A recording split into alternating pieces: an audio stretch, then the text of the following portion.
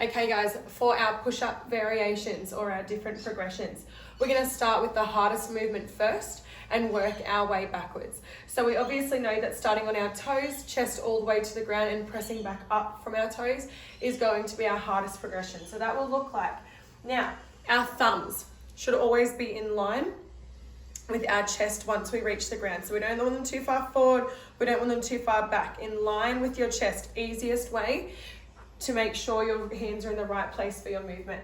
So we're gonna start up. Now if you can see, the biggest thing on this is keeping my midline tight. So I'm not dipping through my back, I'm not curling through my shoulder blades, I'm gonna press tall. Now I'm almost going to rock forwards, chest comes to the ground, and I press back up and out of it.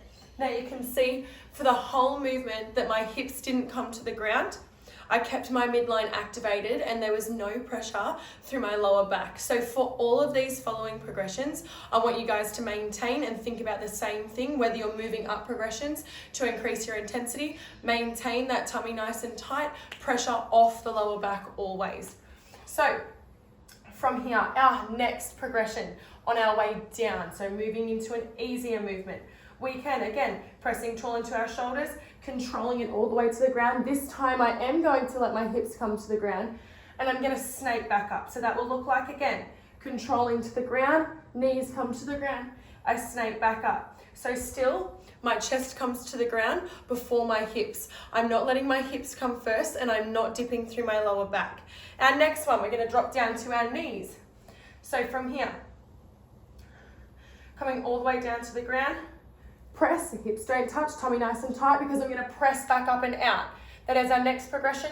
Again, I'll show you, chest to the ground, press up and out, no pressure through the lower back. And our very last one, moving back into that snake variation, we control to the ground. I'm gonna let my hips come down, I'm gonna press back out to the top. So again, you can see, control to the ground, down, press back up to the top. So we're just getting back up into the top of our push-up position to work on our strength all the way down to the push-up and then just getting back up out of the top. By doing that, you're going to increase your strength. This is going to make you go backwards towards those harder progressions.